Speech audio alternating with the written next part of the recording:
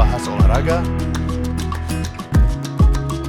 lifestyle, gaya hidup, wisata,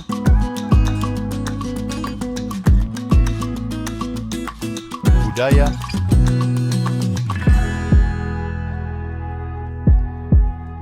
politik dan hukum akan dibahas seru bersama host kece dari Odeng dan co-host tercantik Rida dalam program Pagi Seru Sultan TV.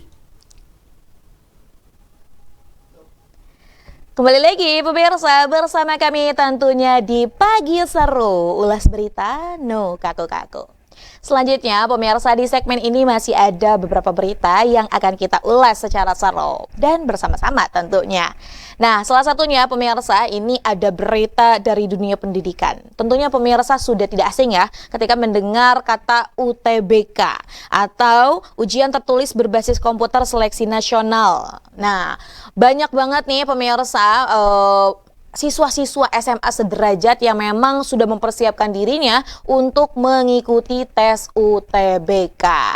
Ya, ini banyak sekali masyarakat Indonesia, khususnya memang ya tadi ya dari anak SMA yang sederajat yang mau melanjutkan ke jenjang selanjutnya, ini memang berlomba-lomba seambis itu untuk bisa mendapatkan skor terbaik di UTBK-nya. Sehingga tentunya ketika udah dapat skor terbaik, ia bisa mendaftar di perguruan tinggi negeri yang mereka inginkan dan juga impi-impikan. Namun pemirsa, ini kan tesnya udah dilangsungkan nih yang batch pertama nih, tapi ini udah ada kecurangan-kecurangan yang dilakukan oleh peserta UTBK. Nah, ini ya kalau kita lihat juga dilansir dari kompas.com, Ketua Tim Penanggung Jawab Seleksi Nasional Penerimaan Mahasiswa Baru Edward Wolok ini mengatakan bahwa tercatat ada 14 kecurangan yang ditemukan panitia UTBK SNBT 2025. Nah, meski demikian, jika dibandingkan jumlah peserta, kasus yang terjadi ini hanya mencangkup 0,0071%. Lantas, apa aja sih kecurangan-kecurangan yang memang dilakukan? Nah, yang pertama ini juga sempat viral pemirsa, ada peserta yang melakukan kecurangan dengan memakai behel dan ternyata behelnya tersebut ada kameranya seperti itu. Wah, ini tuh nggak habis thinking kayak gitu ya, kok bisa-bisanya gitu. Apakah ketika mengerjakannya ia nyengir sepanjang waktu atau gimana nih ya? Nah, tapi meskipun udah ditutupin mungkin sedemikian rupa gitu kan ya, tetap aja namanya kecurangan itu, namanya bangkai itu pasti akan tercium juga.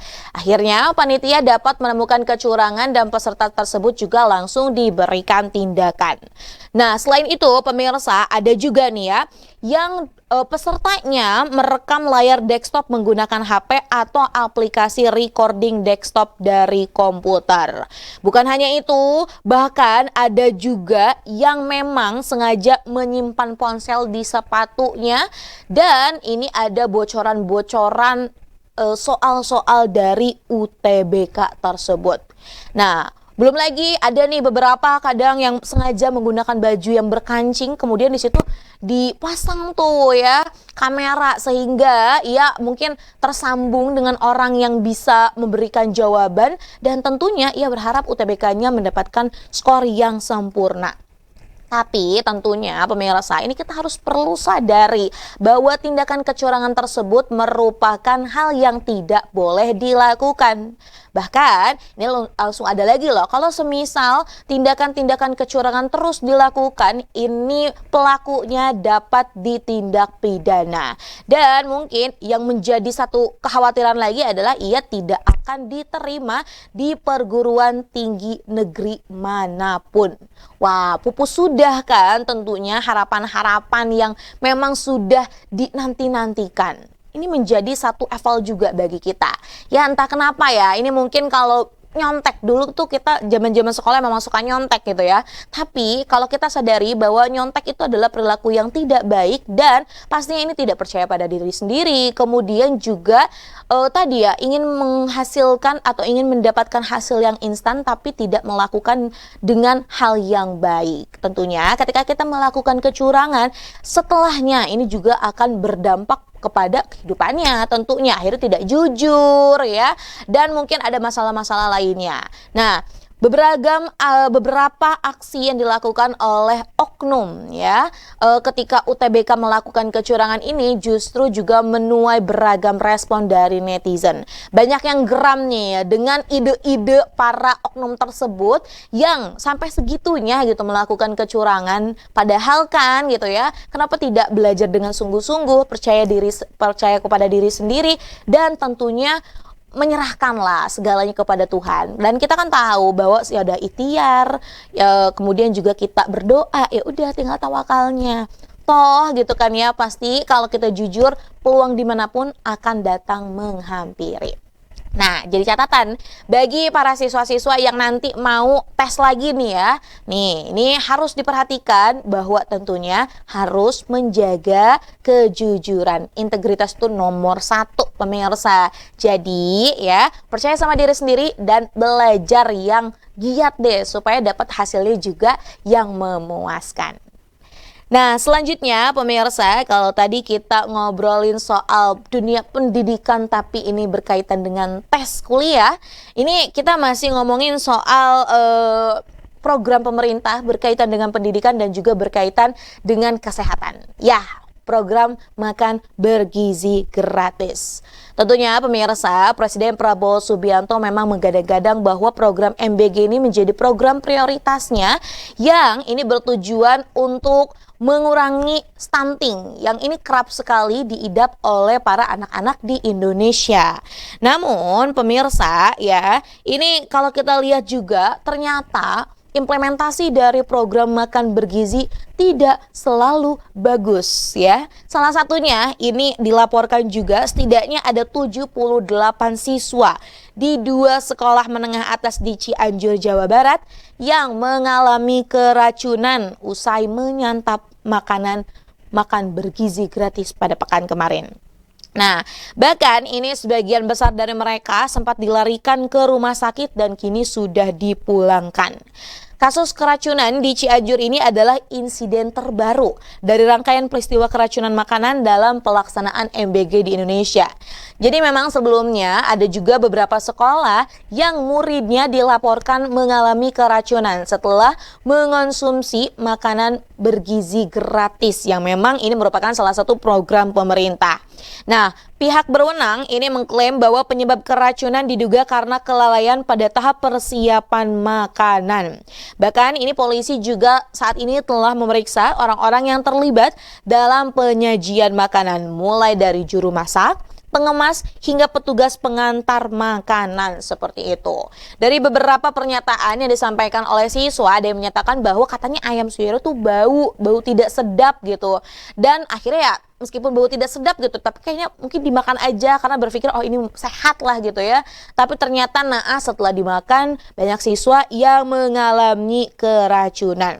Kalau kita tarik gitu ya pemirsa nih ya, kita flashback lah ke belakang. Indonesia ini sebenarnya bukan negara pertama yang memiliki program untuk memberi makan para siswa. Sejumlah negara yang lain ini juga memiliki program serupa yang dinilai banyak pihak terbukti berkontribusi dalam peningkatan kesehatan, prestasi akademik, dan juga kehadiran siswa. Nah, memang pada tahun 2025 ini pemerintah Indonesia menyediakan anggaran sebesar 71 triliun untuk pelaksanaan MBG. Bahkan ini tuh diproyeksikan akan meningkat sampai 171 triliun. Wow, fantastis banget gak sih pemirsa?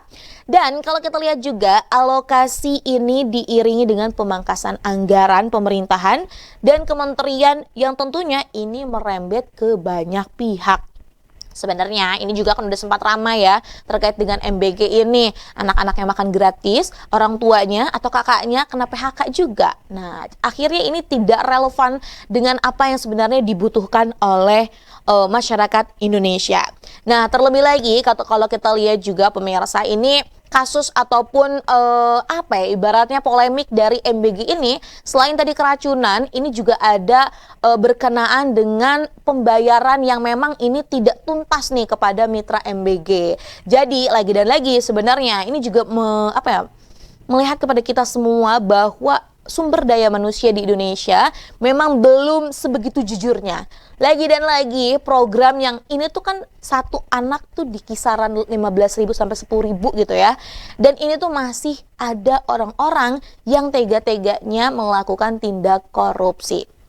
Apa dampaknya? Ya tadi, beberapa mitra ini tidak mendapatkan pembayaran yang seharusnya. Lagi dan lagi, sebenarnya kalau kita lihat program makan bergizi gratis ini amat sangat bagus. Namun, ini perlu dievaluasi oleh pemerintahan agar program ini dapat berjalan dengan baik.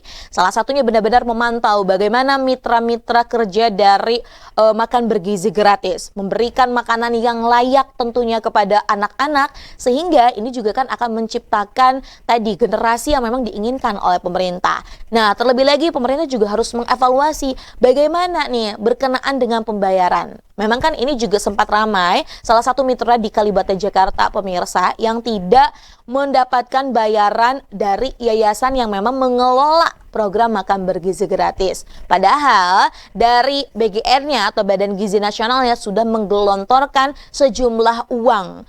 Bahkan gak kira-kira nih ya pemirsa, tadi kerugian yang memang dialami oleh mitranya ini sampai dengan hampir 1 miliar rupiah. Nah, ini bagaimana nih? Jadi, ini merupakan PR dari pemerintah banget untuk bisa mengusut tuntas dengan bagaimana implementasi dari program makan bergizi gratis. Tentunya tidak ibaratnya tidak menjadi sebuah permasalahan bagi pihak-pihak yang lainnya. Ya, kita doakan semoga memang program-program yang ada yang diinisiasi oleh kabinet dari Presiden Prabowo Subianto bersama Wakil Presiden Gibran ya, ini juga diberikan kelancaran. Dan yang paling penting nih, yang bikin aku greget adalah tidak ada tindak korupsi di semua program. Usut tuntas nih pada koruptor-koruptor yang ada. Sehingga ini kita bayangkan bahwa Indonesia tentunya kalau nggak ada koruptor, ini kan akan sejahtera. Benar nggak sih pemirsa? Jadi kita akan nantikan seperti itu. Nah pemirsa, berita tadi sekaligus menutup perjumpaan kita pada pagi hari ini. Terima kasih pemirsa sudah menyaksikan program Pagi Seru yang tayang di kanal YouTube Sultan TV. Maka dari itu pemirsa, terus saksikan program Pagi Seru yang tayang setiap hari Senin sampai dengan hari Jumat pukul 9.00 waktu Indonesia Barat di kanal YouTube Sultan TV. Serta pemirsa juga dapat menyaksikan beberapa konten menarik yang dikemas secara unik di media sosial Sultan TV dan berita terupdate di website Sultan TV. Selamat melanjutkan aktivitasnya pemirsa. Semoga hari Senin ini di akhir bulan ya, pemirsa ini kegiatannya ataupun tadi ya hal-hal yang dilakukannya diberikan kelancaran. Saya, Raudla Rida dan segenap kru yang bertugas pada hari ini mengucapkan terima kasih, pamit undur diri. Sampai jumpa. Wassalamualaikum warahmatullahi wabarakatuh. Membahas olahraga, lifestyle, gaya hidup, wisata, budaya,